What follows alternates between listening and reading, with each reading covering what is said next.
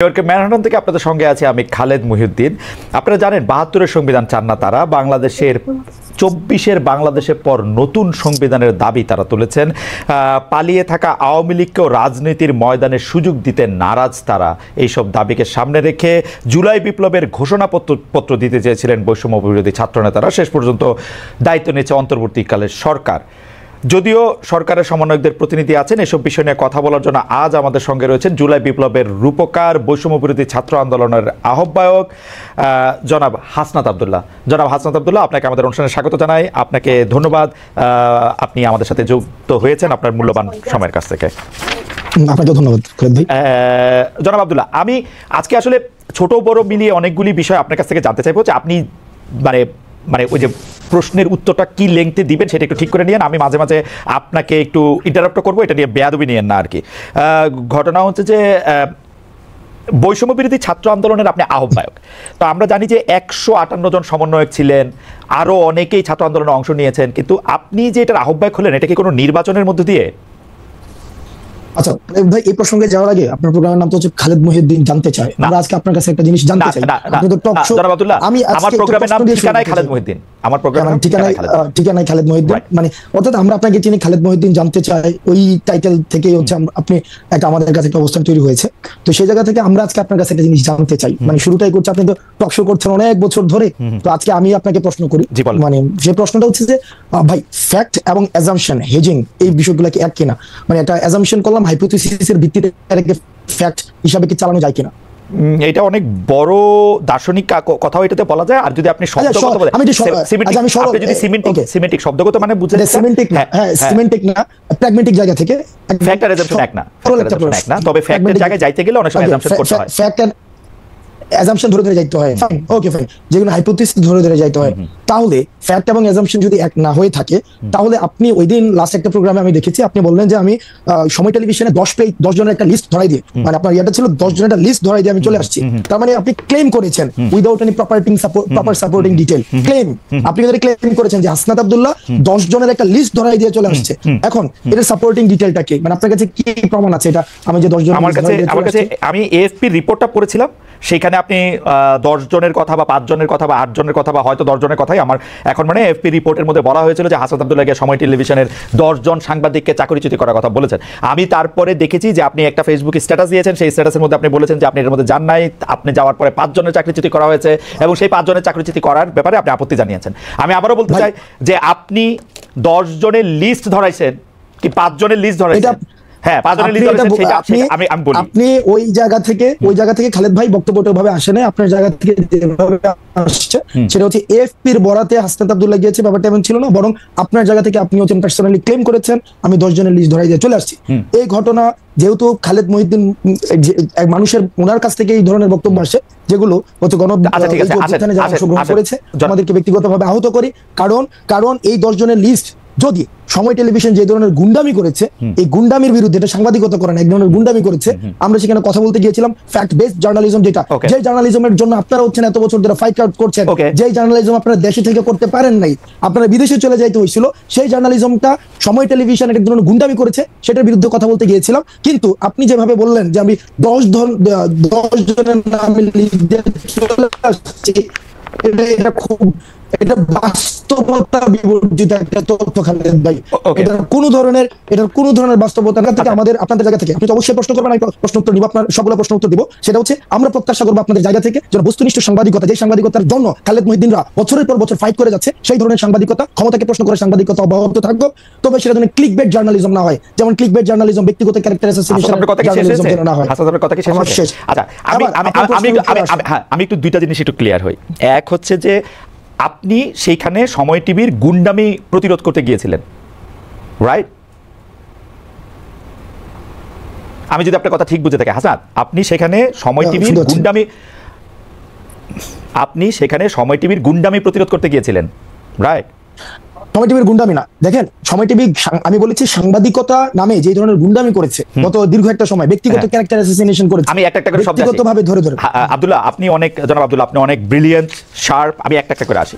আপনি ওইখানে গিয়েছিলেন হচ্ছে সাংবাদিকতার নামে সময় টিভি যেগুলি গুন্ডামি করেছে সেগুলি প্রতিরোধ করতে, না, সেই বিষয়গুলো সময় টেলিভিশনের যিনি হচ্ছেন ওখানের, আমরা পরবর্তীতে শুনেছি এটা পরিচালনা পর্ষদ রয়েছে, অর্থাৎ যারা এই বিষয়গুলিকে সমাধান করতে পারবে, এটা ফ্যাক্ট বেস জার্নালিজম করতে পারবে, এটা হচ্ছে ওই যে আমাকে যেটা বলা হয়েছে যে মালিক হচ্ছে কি জানো, ভদ্রলোক হাসান সাহেব, আমি ওনার সাথে কথা বলতে গিয়েছি যে ভাই আমরা ভিডিও এভিডেন্স নিয়ে গিয়েছি, ভিডিও এভিডেন্স যে ভিডিও এভিডেন্স, ভাই আমি কিন্তু এটা স্বীকারও করেছি, ভাই আমি এটা স্বীকারও করেছি পরবর্তীতে যে আমি গতকাল আপনার উচিত কথাও দেখেছি, গতকাল এটা আমি স্বীকারও করেছি যে আপনাদের একটা প্রপার কাউন্সিল রয়েছে, ওই যে জার্নালিস্ট কাউন্সিল, ওইটা হচ্ছে ওখানে রিপোর্ট করতে হয়। তো যেহেতু এই বিষয়টা আমি জানতাম না, আমি কিন্তু অ্যাকনলেজ করেছি যে এই প্রক্রিয়াতে আমার ভুল হয়েছে, কিন্তু সময় টেলিভিশন যে প্রক্রিয়া অব্যাহত রেখেছে এজেন্ডা ভিত্তিক জার্নালিজম, যে আপনি দেখেন মানে আমরা সময় টিভি নিয়ে আর এত কথা বলবো না, আমি শুধু আপনাকে জানতে চাই সাংবাদিকতার নামে যে গুন্ডামি তারা করতেছিল সেইটা নিয়ে কথা বলতে আপনি সেখানে গেছেন। জনাব হাসনাত আব্দুল্লাহ, এই অ্যাসাইনমেন্টটা কি আপনি আপনারে দিবেন না কেউ আপনাকে দিছে? এই অ্যাসাইনমেন্টটা আমি নিজ থেকে এবং এই গণ অভ্যুত্থানের সময় যে সাংবাদিকদের সাথে আমাদের পরিচয় হয়েছে একটা দীর্ঘদিন, আমরা দেখেছি তারাও আপনাদের মতো করে তারা কেউ হচ্ছে থ্রেট পেয়েছে, সাংবাদিকতা করতে পারে নাই, ফিল্টার নিউজ চালাইতে হয়েছে, ডিজিএফআই থেকে শুরু করে আইনশৃঙ্খলা রক্ষাকারী বাহিনী যখন আমাদেরকে বাধ্য করেছে ওই জার্নালিস্টদেরকে আমরা পেয়েছি। আপনারে কিন্তু আমি আসলে এটা এক্সপ্লেইন আপনি নিশ্চয়ই করবেন, আমার প্রশ্নগুলির সাথে আমি আসি। তাহলে এই অ্যাসাইনমেন্টটা আপনি আপনাকে দিয়েছেন, মানে এটা বৈষম্য বিরোধী ছাত্র আন্দোলন না, বা আপনি বাংলাদেশের কোনো সাংবাদিকতা পুলিশও না, এই অ্যাসাইনমেন্টটা আপনি আপনাকে দিয়েছেন, তাই তো? হ্যাঁ, এটা হচ্ছে আমি আমার জায়গা থেকে দেখছি এটা দীর্ঘদিন ধরে কিভাবে বিরোধী দল মানে সরকার, প্রেস কাউন্সিল, তথ্য উপদেষ্টা তাদের বাদ দিয়ে আপনি আপনাকে এই অ্যাসাইনমেন্ট দিয়েছেন, তাই তো? তাদের কথা বলা না, তাদের সাথে আমি কোনো কথা বলি নাই। আপনার সাথে যারা ছিল, যেমন করে ফ্যাসিস্ট হাসিনাকে পতন করার জন্য আমরা প্রেস কাউন্সিল, ওই যে তারপর যে উপদেষ্টা, তারপর ওদের সাথে যেভাবে কথা বলেন নাই সেইভাবেই আপনারা বলেছেন, সেভাবে বলেছেন। ধরেন সেইভাবে আর কি কি জায়গায় আপনি যাওয়ার জন্য আগ্রহ বোধ করেন সেটাও আমরা শুনবো, পুরো আলোচনাটাতে যাই।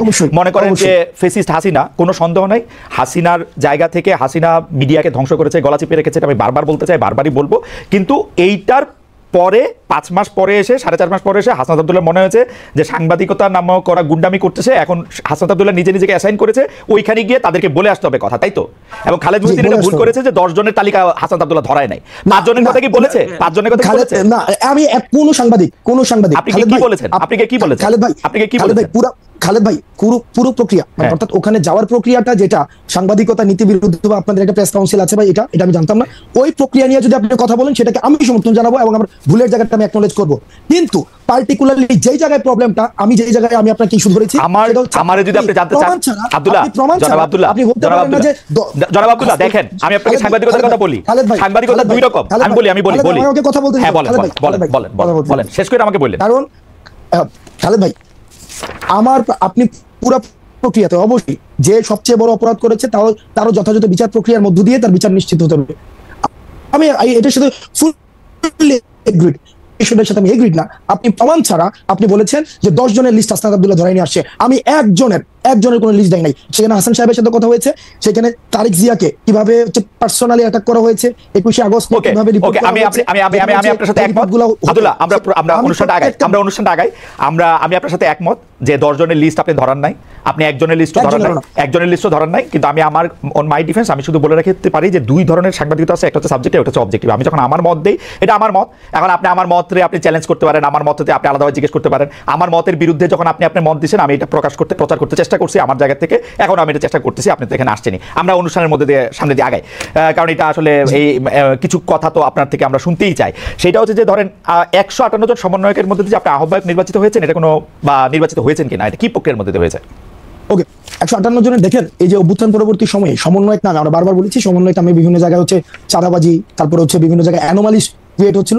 এখন দেখেন বিপ্লব যখন হচ্ছে গণ অভ্যুত্থানের সময় বিভিন্ন হচ্ছে কন্ট্রিবিউশনের ভিত্তিতে আমরা সমন্বয় করেছিলাম, তখন দেখা যেত কি সমন্বয় খুঁজে পাওয়া যেত না, রিস্ক নিতে চাইতো না। কিন্তু অভ্যুত্থান পরবর্তী সময়ে সবাই সমন্বয় পরিচয় বিভিন্ন জায়গায় একটা অথরিটেটিভ একটা মনোভাব নিয়ে যেতে যাচ্ছিল। তো তখন সেই জায়গা থেকে যখন কারো হচ্ছে অভিযোগ আসছে, আমি কিন্তু তাকে অ্যাকাউন্টেবিলিটির মধ্যে নিয়ে আসতে পারি না, কারণ সেই জায়গা থেকে যেন এটার একটা ফিল্টার প্রসেস হয়। আমরা এই যে 158 জন সমন্বয়ক রয়েছে, আমরা তাদের সাথে বসেছি, হয় এবার এই মিটিং 158 জন ছিল কিনা সেটা হচ্ছে একটা বিষয় না, ওই মিটিং 158 জন ছিল না, কিন্তু অধিকাংশ আমরা সেখানে মিটিং বসেছি, অধিকাংশই যাতে করে আমরা অভ্যুত্থান পরবর্তী সময়ে এই অভ্যুত্থান প্রতি বিপ্লবের যে বিভিন্ন কথাবার্তাগুলো বিভিন্ন সময় এসেছে এবং আমরা বিভিন্ন সময় বিভিন্ন মুভমেন্টগুলো করেছি, সেই জায়গা থেকে আমরা এটাকে একটা প্রক্রিয়ার মধ্যে নিয়ে আসার জন্য অধিকাংশ মতামতের ভিত্তিতে আমি আহ্বায়ক হয়েছি। সার্জিস হচ্ছে জুলাই অধিকাংশের মতামতের ভিত্তিতে, এটা আমার জানা ছিল, অধিকাংশের মতামতের ভিত্তিতে, অধিকাংশ সমন্বয়কের মতামতের ভিত্তিতে, মানে আপনারা এটা ভোটাভুটি করেছেন তাই তো?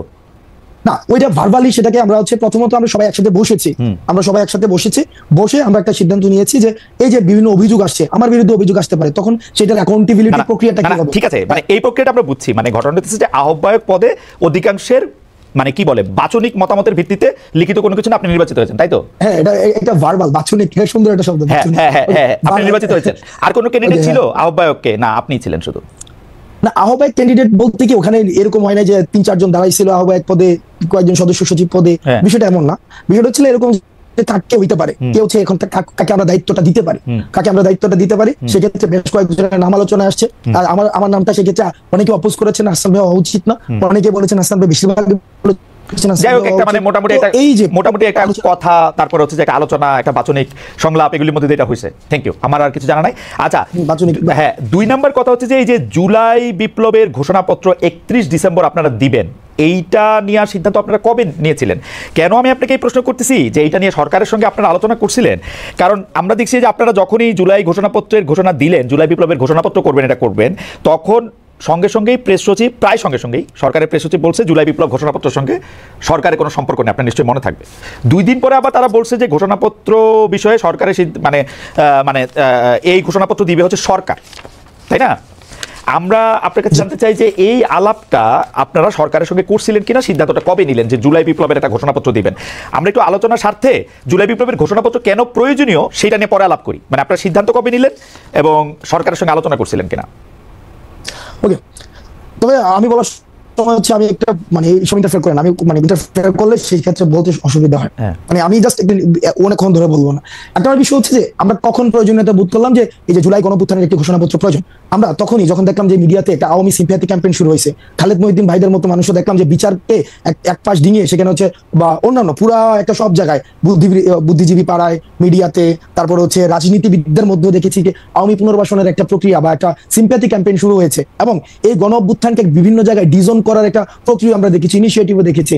এবং এটা গণঅভ্যুত্থান হয় নাই, সেখানে জাস্ট একটা মানে এমন ভাবে বলা হয়েছিল, আপনি যদি দেখেন ইন্টারন্যাশনাল অনেক মিডিয়াতে ফ্রেজিংটা খেয়াল করবেন, সেখানে বলা হচ্ছে পলিটিক্যাল আপহিভাল। তাহলে political upheaval, political uprising and revolution, তাহলে এটার ইন্টেন্সিফিকেশনের মধ্যে কিন্তু একটা পার্থক্য রয়েছে। এবং একটা দেখেন আওয়ামী লীগ দেশ থেকে চলে গিয়েছে, কিন্তু তাদের যে ন্যারেটিভ সেলগুলো রয়েছে, তাদের যে কনস্পিরেসির যে হচ্ছে কম্পার্টমেন্ট গুলো রয়েছে, এখন কিন্তু সেগুলো বুত্থান যারা রয়েছে তাদের ইন্ডিভিজুয়ালি ক্যারেক্টার অ্যাসাসিনেশন করা শুরু হয়েছে, এবং বিতর্কিত করার জন্য প্রয়োজনীয় রাষ্ট্রীয় উদ্যোগের বিভিন্ন আয়োজন নেওয়া হচ্ছে। এবং যে স্বপ্ন নিয়ে, যে লক্ষ্য নিয়ে এই জুলাই গণঅভ্যুত্থানটি হয়েছে, একটি বড় একটি সামগ্রিক রাষ্ট্রীয় পরিবর্তনের জন্য, সেই জায়গায় কিন্তু বিঘ্নিত দেওয়া হচ্ছে। সেই জন্য আমরা চেয়েছি এটার একটি অ্যাকনোলেজমেন্ট যে এই জুলাই গণঅভ্যুত্থান সকল, আমরা বলছি না যে শুধুমাত্র বৈষম্যবিরোধী ছাত্র আন্দোলন করেছে, বৈষম্যবিরোধী ছাত্র আন্দোলনের নেতৃত্বে সকল ফেসিবাদ আলোচনা করেছিলেন কিনা? সবার না, আমরা সরকারের সাথে আলোচনা করে নাই। এই সরকারের সাথে আলোচনা করে তো মাঠ থেকে সিদ্ধান্ত হয় নাই, মাঠ আগে সিদ্ধান্ত নেয়, মানুষ আগে সিদ্ধান্ত নেয়। মাঠের সিদ্ধান্তটা কে আগে বুঝতে পারলো? জনাব হাসনাত আব্দুল্লাহ আগে বুঝতে পারলেন কিভাবে মাঠের সিদ্ধান্তটা? দেখেন, মাঠের সিদ্ধান্তটা বুঝতে পারলেন যে খালেদ মহিউদ্দিন আওয়ামী লীগের পুনর্বাসন করতেছেন, তখন আপনারা সিদ্ধান্ত নিলেন যে না, এখন এটা জুলাই ঘোষণাপত্র দরকার।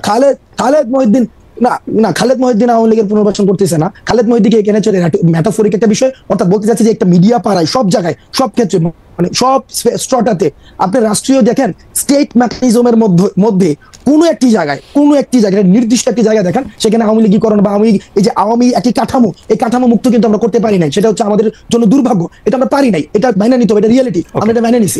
সেই জায়গা থেকে আলোচনাটা বড় না করি, জনাব আব্দুল্লাহ, আলোচনাটা বড় না করি। অর্থাৎ সরকারের সঙ্গে আপনারা আলোচনা করেন নাই, আপনারা এটা একটা প্রয়োজনীয়তা বুঝতে পারছেন, যেহেতু আওয়ামী লীগের পুনর্বাসন বা আওয়ামীকরণের জায়গাটা থেকে আপনি এটাকে মুক্ত করতে চাইছেন, তাই তো? তো সরকারের সাথে আলোচনা করেন নাই। তবে এই জায়গায় যে রাজনৈতিক দলগুলো রয়েছে, যারা হচ্ছে আমাদের পূর্বসূরি, তাদেরই ইনিশিয়েটিভটা নেওয়ার প্রয়োজন ছিল। অনেক রাজনৈতিক দল রয়েছে যারা ফেসিবাদের বিরুদ্ধে একটা দীর্ঘ সময় অত্যাচার নির্যাতনের মধ্যে দিয়ে গিয়েছে, বিএনপি ছিল, জামাত ছিল, ওইটা উদ্যোগটা তাদের কাছ থেকে আসা উচিত ছিল।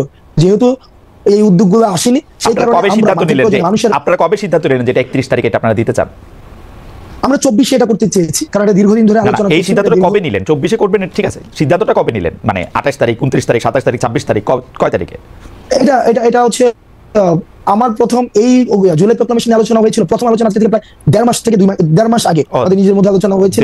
এরপরে এটা না 1.5 মাস আগে এটা হচ্ছে আলোচনা হয়েছিল, তারপরে কিছুদিন আলোচনা হয়নি, এটা নিয়ে আলোচনা হয়নি। পরবর্তীতে 2 উইকস ব্যাক আমরা এটা নিয়ে আবার আলোচনা করেছি।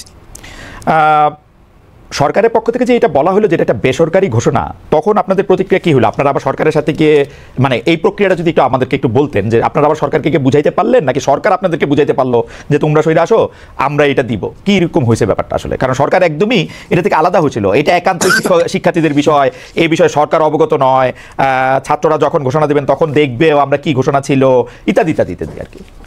তো সরকার, আপনারা কি সরকারকে বুঝাইছেন না সরকার আপনার করে বুঝাইছে, নাকি আপনারা দুজনে মিল্লা জিল্লা? সরকার আমাকে বুঝায় নাই, আমরা দুইজনে মিল্লা জিল্লা কোনো কাজ করি নাই। এটা বিষয়টা হচ্ছে যে আমরা পুরো আন্দোলনে যে আমরা যারা সমন্বয়ক ছিলাম, এখন যারা কাজ করছি, আমরা কি কাজ করেছি? আমরা সেটা হচ্ছে জনগণের ভাষাটাকে আমরা ইন্টারপ্রেট করেছি। জনগণের দেখেন মাঠ থেকে এক দফার যে ঘোষণাটা, সেই ঘোষণাটা শহীদ মিনার থেকে আসার আগেই মানুষের সেই যে হচ্ছে এক দফা ঘোষণা করেছে। প্রত্যেকটা কর্মসূচি দেখেন সেখানে মানুষ হচ্ছে এই কর্মসূচিগুলো আমাদের আগে দিয়েছে, আমরা সেই জায়গাটা সমন্বয় করেছি। ঠিক একইভাবে এই যে প্রক্লামেশন অথবা স্বীকৃতি, এটাকে আমি সহযোগীকরণ করি, এটাকে language of the common people করি। এই যে এটা গণ অভ্যুত্থানের স্বীকৃতি, এই স্বীকৃতির প্রয়োজনীয়তাটা মানুষ থেকে এসেছে। গভর্নমেন্টকে আমরা প্রথমে রিজন করতে, আপনারা মনে করছেন যে গণঅভ্যুত্থানকে স্বীকৃতি দেওয়া হচ্ছে না, এটা কি আপনাদের মনে হচ্ছে? আমরা বিভিন্ন জায়গায় বিভিন্ন ঘোষণাপত্রের পরে এটা দেওয়া হবে এরকম আপনার মধ্যে মনে হচ্ছে? ঘোষণাপত্রে দেওয়া হবে ব্যাপারটা হচ্ছে কি, আপনি আমরা যখন দেখছি সব জায়গা থেকে এটাকে ডিজাইন করার একটা জনাব আব্দুল্লাহ একটু করে আলাদা করি, যে যেমন ধরেন ঘোষণাপত্রের প্রয়োজন হচ্ছে কারণ গণ অভ্যুত্থানের স্বীকৃতিটা আমরা পাইতেছি না, তাহলে ঘোষণাপত্র এখন দিতে হবে। তো ঘোষণাপত্র দেওয়ার পরে গণ অভ্যুত্থানের স্বীকৃতিটা পাওয়া যাবে বলে আপনারা মনে করছেন, তাই তো? তাই হওয়া উচিত না? লজিক না, গণ অভ্যুত্থানের স্বীকৃতি এটা হচ্ছে প্রাতিষ্ঠানিক স্বীকৃতি, যেটাকে আমরা সরকার এটাকে ডিজাইন করলো কেন? না মানে ইনিশিয়ালি দেখলাম যে প্রাইভেট ইনিশিয়েটিভ কিছু একটা বলেছে, এই জায়গায় তারা তাদের জায়গা থেকে বক্তব্য দিতে পারে। আমরা তো মিল্লা জিল্লা, আপনি যেটা বললেন যে মিল্লা জিল্লা, আপনার খেলাতে ভালো লাগে, আপনার মাঝে মাঝে যে গতকালের দেখেছি আপনার যে ডায়ালেক্টটাকে খুব মানে পাবলিক এনগেজ করে, আমরা এটা ফরওয়ার্ড না আমাদের এই যে ধরেন তাহলে সরকার এটাকে মনে করছে আপনাদের বক্তব্য আসলে ঠিক না, তাই তো নাকি? সরকার যদি ইনিশিয়ালি যদি সরকার সেটা ভেবেও থাকে, সেই জিনিসটাকে আমরা আমাদের জায়গা থেকে আমরা চেষ্টা করেছি, আমরা আমাদের জায়গা সরকারকে লাইনে রাখতে, এই যে সরকার আপনাদেরকে 31 তারিখ ঘোষণাপত্র না দেওয়া পরে দিব বলছে, এইটাতে আপনারা মনে করতেছেন যে এটা সরকার আপনাদের কথা শুনছে, তাই তো? দেখেন আমরা যখন দেখেছি এখানে গভর্নমেন্ট একটা জায়গায় ফোকাস করেছে, সেটা হচ্ছে যে সরকার বলেছে সকলের অংশগ্রহণের ভিত্তিতে সরকার এটা যেহেতু নিজে ইনিশিয়েটিভটা নিয়েছে। আর প্রক্লেম কারা করতে পারে? প্রক্লেম হচ্ছে আমরা বারবার চেয়েছি আমরা যে এটা স্টেট পর্যায় থেকে যেন সেটাকে লিগ্যালি এন্ডোর্স করা হয়। তো লিগ্যালি এন্ডোর্স করার জায়গা থেকে ঐক্যমত দাবি তো আসলে মাঠ থেকে, এখানে আবার স্টেট করতে আসলো। আমরা দেখেন আমরা বারবার আমরা যে জায়গাটা হচ্ছে চেষ্টা করছি এখনো পর্যন্ত, আমরা ইউনিটিকে আমরা ফোকাস করছি সবকিছুতে, যাতে করে এই গণঅভ্যুত্থানের প্রত্যেকটি অংশীদার এই গণঅভ্যুত্থানে যারা অংশগ্রহণ করেছে সবাই অ্যাকনলেজমেন্ট। এখন স্টেট যেহেতু বলেছে আমরা একটা ন্যাশনাল প্রোগ্রামের মধ্যে দিয়ে, শব্দটা হয়তো নেই, বলেছে যে সকল অংশীদার ও অংশগ্রহণের ভিত্তিতে সরকার বলছে নিজেরাই হচ্ছে সেটাকে হচ্ছে আমরা করব। একটু করে বলি সরকার যেহেতু বলছে যে এখন একটু করে করবো, সবার সাথে অংশগ্রহণ করে করবে, তখন আপনারা বলছেন যে ঠিক আছে, আপনারা সরকারকে বুঝাইতে সক্ষম হয়েছেন যে আপনারা কি চান, তাই তো? ঠিক আছে, তাইলে আপনাদের মনে ওই শঙ্কা নাই? আমি একটু করে বুঝাই, সেটা হচ্ছে যে আমরা প্রক্লামেশন অফ যে রিভলিউশন যেটা অথবা ডিক্লারেশন অফ রেভলিউশন, সেটাকে ঘোষণার পরে সেটাকে গভর্নমেন্ট এন্ডোর্স করতে হইতো, কনস্টিটিউশনাল অ্যাকোমোডেশন প্রয়োজন ছিল। এখন গভর্নমেন্ট যেহেতু নিজেই আমরা ঘোষণা করার পূর্বেই একটা ইনিশিয়েটিভ নিচ্ছে, তার মানে হচ্ছে প্যাসিভলি সে এই প্রক্লামেশন অফ রেভলিউশনকে সে এন্ডোর্স করছে। তো যেহেতুই করছে, সুতরাং আমাদের অবজেক্টিভ যেহেতু এক হয়েছে, সুতরাং সেই ক্ষেত্রে পরবর্তী সিদ্ধান্তকে তো আমরা বিরোধিতা জানানোর কোনো ফ্যান্টাস্টিক, কোনো অসুবিধা নেই আমার। আপনি একটু করে বুঝায়েন আমারে, আপনার থেকে অনেক কিছু শিক্ষা গ্রহণ করার আছে আমার, মানে it's like lesson to me. আমি আপনাকে বলি, আপনারা যে প্রক্লেমেশনটা বানাইছেন এটা সরকারের দিবেন, বিভিন্ন পলিটিক্যাল পার্টির অলরেডি দিবেন, তাই তো? না প্রক্লেমেশন বানানো হয় নাই। না প্রক্লেমেশন না, দেখেন প্রক্লেমেশন বানায় সবাইকে দেওয়া হয় নাই, যে প্রক্লেমেশন ফাইনাল করে সবাইকে দেওয়া হয়েছে। একটা ড্রাফট কি করছেন কিনা? ড্রাফট করছেন, একটা ড্রাফট ছিল এবং ড্রাফট ড্রাফটটাকে সবাইকে পাঠানো হয়েছে যে ওটা ওপেন, এটা ওপেন, এটা মানে ব্যাপারটা কি এরকম জানাব আব্দুল্লাহ, যে ব্যাপারটা কি এরকম যে আপনারা একটা ড্রাফট করে পাঠাইছেন, মানে কমিউনিস্ট রেজিমে অনেকটা এরকম কথা কওয়া হতো যে আমরা আসলে এই সভায় নেতার সিদ্ধান্ত সবাই মিলে সর্বসম্মতিক্রমে গ্রহণ করি, মানে আপনাদের সিদ্ধান্ত কি সবাই সর্বসম্মতি গ্রহণ করবে নাকি ওই ড্রাফটের মধ্যে চেঞ্জ আসবে, ওটা জায়গা আছে আছে না ড্রাফটে যদি ড্রাফটটা যদি চেঞ্জ নাই আসতো, ড্রাফটের যদি কোনো ধরনের নাই, তো আমরা তো বলতাম যে ধরেন এই প্রোক্লামেশনটা দিলাম, এটা হচ্ছে সবাই মাইনা নেন, আমরা তো এটা বলি নাই। আমরা হচ্ছে একটা স্ক্র্যাচ এখানে ছিল, এবং সবার এখানে দেখেন আপনি নিশ্চিত আপনারা যে ড্রাফটটা দিয়েছেন সেই ড্রাফটটা সবাই সবার মতামত দিয়ে আইসা 15 তারিখের মধ্যে এটা আবার সবাই মাইনা সবাই এটার সাথে একমত হয়েও যাবে, যাদেরকে আপনারা পাঠাচ্ছেন আপনারা নিশ্চিত তাদের সাথে কথা হয়েছে আপনাদের? এখন যদি নিশ্চিত না হয় সেক্ষেত্রে গভর্নমেন্ট যে প্রমিস দিয়েছে সেই প্রমিসের ভায়োলেশন কিসের ভিত্তিতে গভর্নমেন্ট এই প্রমিস দিল? গভর্নমেন্ট তো আরেক অংশীজনের মতামত জানে না, তাহলে আপনার কথা ঠিক হইলে শুধু আপনাদের মতামত জানে না। গভর্নমেন্ট যেহেতু বলেছে, আপনি ওই যে গতকালের যে এটা প্রেস রিলিজ বলেছে, সেখানে স্পষ্ট ভাষায় বলেছে যে সকল অংশীজনের ভিত্তিতে গভর্নমেন্ট নিজে ইনিশিয়েটিভ নেবে এবং সবার মধ্য দিয়ে যখন আসবে, তার মানে হচ্ছে গভর্নমেন্ট রেসপন্সিবিলিটি নিয়েছে। গভর্নমেন্ট কেমনে করলো যখন গভর্নমেন্ট জানে না যে আরেকজন মানুষ কি বলবে? গভর্নমেন্ট যে জানে না সেটা তো আমার সাথে আলোচনা করে নাই। গভর্নমেন্ট অলরেডি জানে, না যেহেতু গভর্নমেন্ট ডিক্লারেশন দিয়েছে তার মানে জানে। আমি যদি এটাকে আলোচনা আপনার কাছে লজিক্যাল মনে হচ্ছে ব্যাপারটা, অবজেক্টিভ ডিসকাশনে যদি আসে, গভর্নমেন্ট দেখেন আপনি 15 তারিখের পরে যদি প্রোক্লেমেশন না হয় তাইলে কি হবে সেটা নিয়ে আপনি আলোচনা করতেছেন, আর আমি আলোচনা করতেছি না 15 তারিখের পরে না, কিন্তু এই যে জনাব আব্দুল্লাহ, এই আমি আলোচনা করতেছি এই প্রোক্লেমেশনটা কিসের ভিত্তিতে বা কেমনে কইরা, প্রক্রিয়াটা কি, সবার মতামত কেমনে আসবে?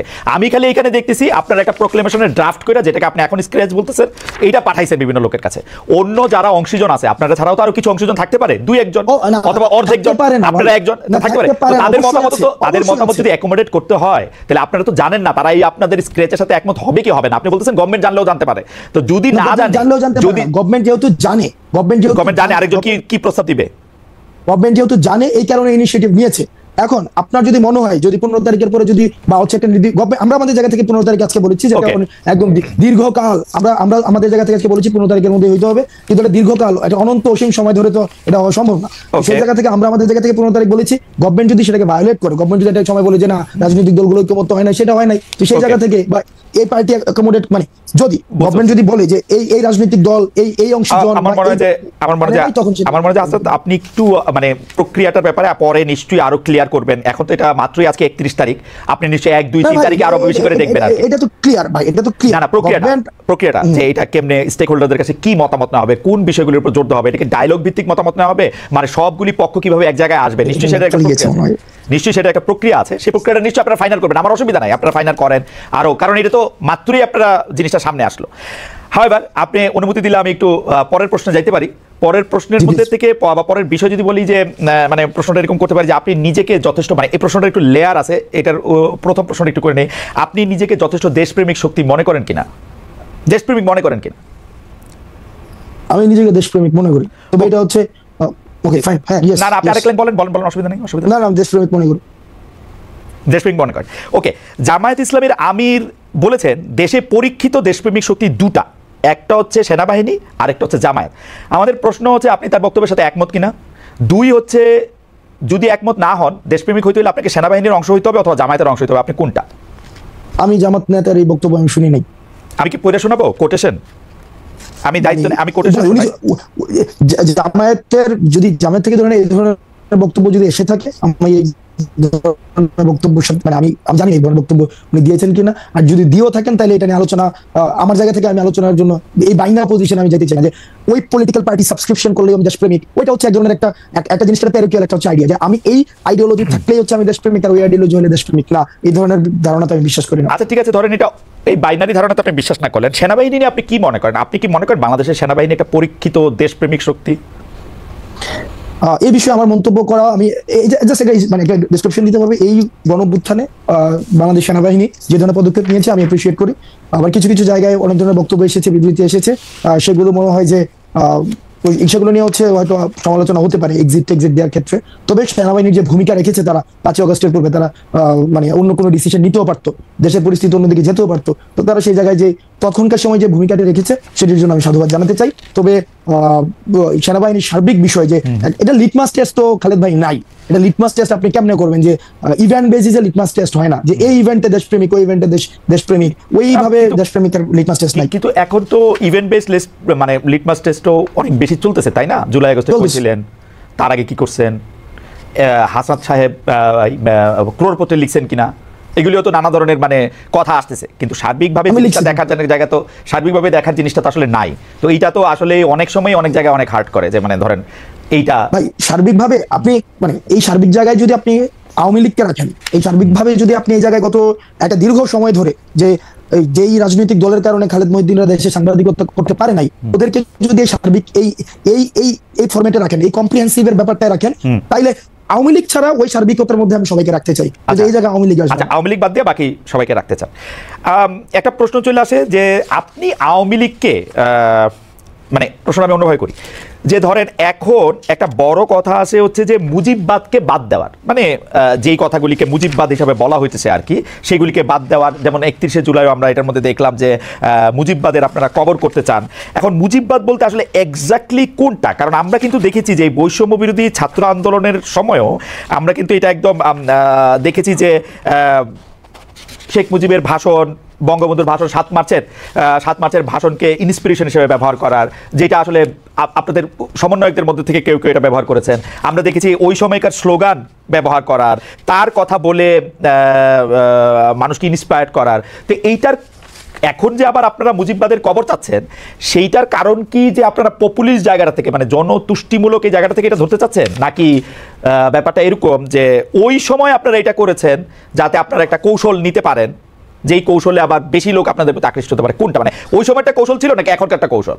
দুইটা তো দুই অবস্থা, তাই না? আচ্ছা, আমি আপনি আমার জন্য সহজ করে দিয়েছেন। এই মুজিববাদ হচ্ছে ওই আইডিয়াটা, আমি যখন আমার একটা যৌক্তিক দাবির জন্য দাঁড়াবো, তখন আমাকে সেন্স অফ উইনেস ডেভেলপ করতে হয় এই মুজিবের খুঁটির উপর দিয়ে।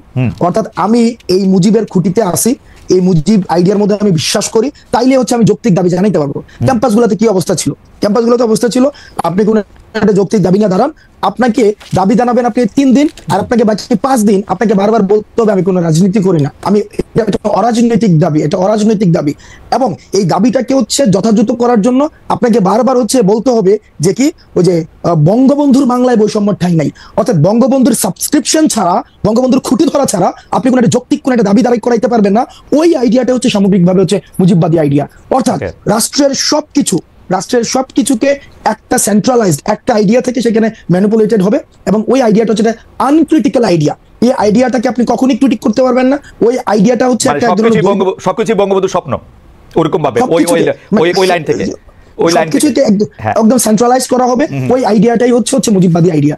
এটার ভাই এটা একটা হিস্ট্রিক্যাল নারেশন আছে, এটার এটা সামাজিক এক ধরনের ব্যাখ্যা রয়েছে, অর্থনৈতিক এক ধরনের ব্যাখ্যা রয়েছে, এই জিনিসটা সামাজিক বাস্তবতার এক ধরনের ব্যাখ্যা রয়েছে। এটা তো ম্যাথস না যে এটা হচ্ছে মুজিববাদের এই আইডিয়াটা তো আসলে ফর্মুলেটেড, বা মানে হিসাবটা কি, এটা কি হাসিনা সরকারের সময় মুজিববাদের আইডিয়াটা হয়েছে, নাকি মুজিববাদের আইডিয়া শেখ মুজিবুর রহমানের সময়ও ছিল? শেখ মুজিবুর রহমানের সময় ছিল।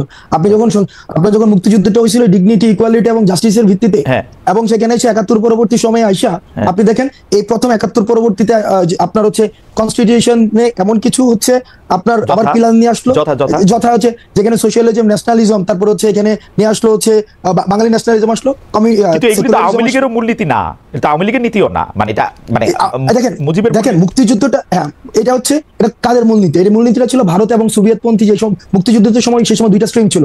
আপনি যদি তৎকালীন সময়, আমি চেষ্টা করছি এখন পড়ার বা আগেও পড়ার চেষ্টা করেছি, তৎকালীন সময় বদরুদ্দিন উমর এবং হচ্ছে ভাষা নিয়ে আপনার লেখাগুলো যখন পড়ছি বা পড়ি, তখন দেখতে পাচ্ছি যে এখানে কিন্তু একটা ব্যাপক একটা বিভাজন ছিল। অর্থাৎ যারা হচ্ছে পাকিস্তানের জন্য যেই গণপরিষদটা করা হয়েছিল পাকিস্তানের জন্য, ওইটা দিয়ে হচ্ছে একটা বাংলাদেশ কনস্টিটিউশন হলো, সেটাতে পুরো রিফ্লেক্ট পাইলো হচ্ছে একটা ব্যক্তির একটা ধারণা, যেটার পরবর্তী হচ্ছে আপনি মনে করতেছেন যে গণতন্ত্র, সমাজতন্ত্র, ধর্মনিরপেক্ষতা, জাতীয়তাবাদ এইটা হচ্ছে সংবিধানের মূল সমস্যার জায়গা। আপনি না আপনি একদম যে এইভাবে কনক্লুশনে চলে গেলে হবে না। অর্থাৎ এই যে মুক্তিযুদ্ধটা হইলো ডিগনিটি, ইকুয়ালিটি এন্ড জাস্টিসের ভিত্তিতে, পরবর্তীতে আপনার মুক্তিযুদ্ধের যে সকল অংশীজনের কি মতামত নিয়ে এটা হয়েছিল, নাকি পাকিস্তানপন্থী যারা রয়েছে, এটা একটা মানে এটাকে অন্যভাবে ব্যাখ্যা করার একটা সুযোগ থাকবে, কারণ এই যুগে হচ্ছে কনটেক্সট ছাড়া কথা ইজিলি আমি বলতে চাচ্ছি তৎকালীন সময় যে গণপরিষদটা করা হয়েছিল সেই গণপরিষদটা হচ্ছে এই গণপরিষদটা কিভাবে মানে কোন নির্বাচনের ভিত্তিতে হয়েছিল একটা ন্যাশনাল এবং প্রভিন্সিয়াল নির্বাচন যে নির্বাচনটা এই তর্ক তো আমরা করতেই পারি, এই তর্ক আমরা সারা জীবন ধরে করতে পারবো যে এটা আসলে গণপরিষদ হয়েছিল কিনা, 70 সালে যারা নির্বাচিত হয়ে আসছিল তারাই গণপরিষদে বসবে কিনা, এগুলো তর্ক আমরা করতে পারি। কিন্তু আমি জানতে চাইতেছি যে আমরা এখন 72-এর সংবিধান বলি বা ইয়াটা বলি, এটার ক্ষেত্রে গণতন্ত্র, সমাজতন্ত্র, ধর্মনিরপেক্ষতা, জাতীয়তাবাদ এগুলিকে আমরা সমস্যা হিসেবে দেখতেছি কিনা ভিসাভিস যেখানে আমাদের কাছে ডিগনিটি, ইকুয়ালিটি এবং সোশ্যাল জাস্টিস ছিল, এবং ডিগনিটি, ইকুয়ালিটি, সোশ্যাল জাস্টিসের এন্টিথিসিস আমরা গণতন্ত্র, সমাজতন্ত্র, ধর্মনিরপেক্ষতা, জাতীয়তাবাদকে মনে করতেছি কিনা যে একটা আরেকটার সাথে সাংঘর্ষিক। না এন্টিথিসিস না, এখানে কন্ট্রাডিকশন আছে। কন্ট্রাডিকশন আছে, হ্যাঁ কন্ট্রাডিকশনটা একটু বলেন, কন্ট্রাডিকশনটা একটু বুঝি। কন্ট্রাডিকশন এখানে দেখেন একদম পুরাটাকে হচ্ছে বাঙালি জাতীয়তাবাদ বানাই ফেলছে, এখন সবগুলাকে একসাথে হচ্ছে একটা প্যাকেটে নিয়ে আসছে। এখন পুরা এই জায়গায় আপনি দেখবেন যে ওইখানে গণপরিষদ থেকে তখন কিন্তু যতীন্দ্র লামা কিন্তু তখন উনি অনির্দিষ্টকালের জন্য হচ্ছে গণপরিষদ। না ফ্যান্টাস্টিক, তাহলে এই একটা স্পেসিফিক সমস্যা পাওয়া গেল যে জাতীয়তাবাদটা এরকম বাঙালি এরকম হতে পারবে না, তাই তো? দেখেন না সমস্যা না, এখানে আপনার প্রত্যেকটা স্টেক হোল্ডারের অ্যাকনলেজমেন্ট প্রয়োজন। আপনার যে জায়গায় সমাজতন্ত্র আছে সেই জায়গায় আপনার এখানে ধর্মনিরপেক্ষতার যে আলাপটা, আপনার এখানে একটা ধর্মনিরপেক্ষতার আলাপ তো যুদ্ধের সময় ছিল না।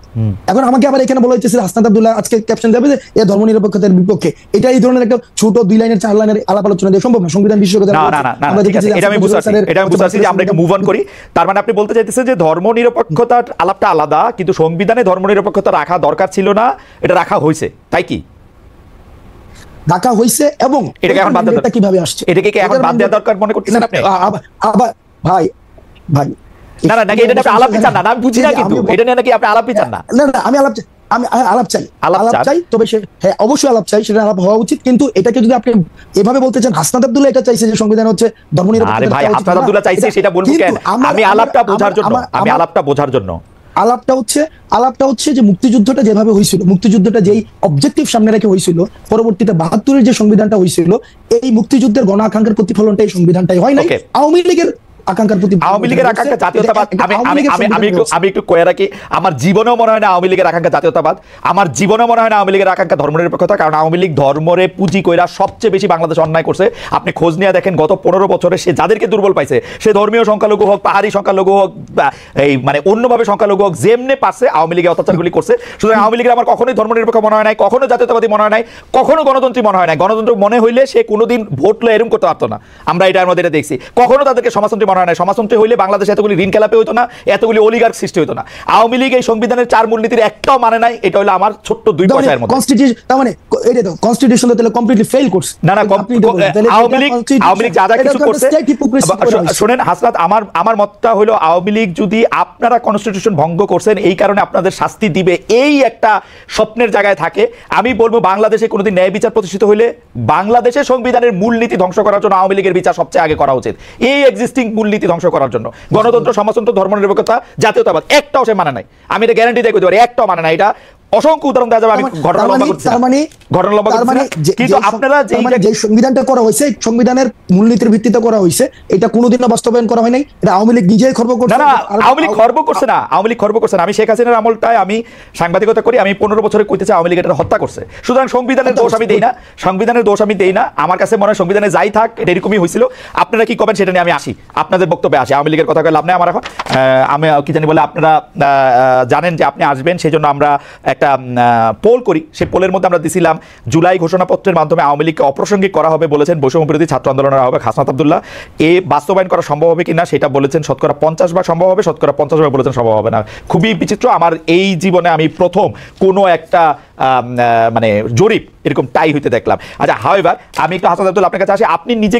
আপনি তো অনেকগুলি জায়গায় যান, কখনো কখনো নিজেকে অ্যাসাইনমেন্ট দেন, কখনো অন্যরা আপনাকে যাইতে বলে। আপনি দেখি যে আপনি অনেক প্রবলেম শোনেন, কিছু প্রবলেম আপনি সলভও করতে চেষ্টা করেন। কেমনে করেন আমি জানি না, এইটা নিশ্চয়ই কোনো না কোনো একটা জায়গা আপনার আসে যে এখান থেকে আপনি প্রবলেম সলভও করেন। আপনি আমাকে একটা সরলভাবে বলতে পারেন যে আপনার আসলে জনগণের সাথে সম্পৃক্ততাটা আপনি কিরকম দেখেন বৈষম্য বিরোধী ছাত্র আন্দোলনের? তারা কি আপনাদের সাথে খুব সম্পৃক্ত? জনগণ আমাদের সাথে এখন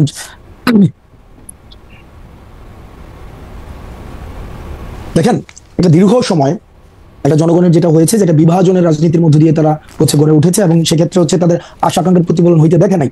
এবং হাসিনার যে পতন এবং নতুন রাজনৈতিক একটা বন্দোবস্ত, নতুন রাষ্ট্র কাঠামো, এই বিষয়গুলোর সাথে মানুষ আমাদের সাথে অ্যাটাচ করে, এটা আমরা দেখি। সবাই অ্যাটাচ করে বিষয়টা এমন না, আমি বলবো না যে শতভাগ মানুষ আমাদের সাথে অ্যাটাচ করেছে, বিষয়টা এমন না। কিন্তু তারা যে কথাগুলো বলতে চায়, তারা যেই ধরনের কর্মসূচি দেখতে চায়, তারা যেই ধরনের বাংলাদেশ দেখতে চায়, সেটি আমরা যখন এই ধরনের বাংলাদেশের কথা বলি, একটা উল্লেখযোগ্য সংখ্যক জনগণ আমাদের সাথে অ্যাটাচমেন্ট ফিল করে, এখনো পর্যন্ত ফিল করে। এবং আজকে যে আমরা কর্মসূচি দিয়েছে, আপনি দেখেছেন একবার এই কর্মসূচি হবে কি হবে না, এই দুদুল্যমান অবস্থায় কিন্তু বাংলাদেশের বিভিন্ন জায়গা থেকে, প্রান্তিক জনপদ থেকে, বিভিন্ন জায়গা থেকে মানুষ উঠে এসেছে। এখনো পর্যন্ত নতুন একটি রাজনীতিক, আপনি একটা মানে আরবান মিডল ক্লাসে একটা রাজনীতিক, আমরা এই যে প্রজন্মটা আই হেট পলিটিক্স প্রজন্মের মধ্য দিয়ে হয়েছে, আমরা মনে করেছিলাম এই প্রজন্ম হচ্ছে রাজনীতি বিমুখ হয়েছে, দেশ কিভাবে গেল এই দিকে তাদের কোনো মনোযোগ নেই।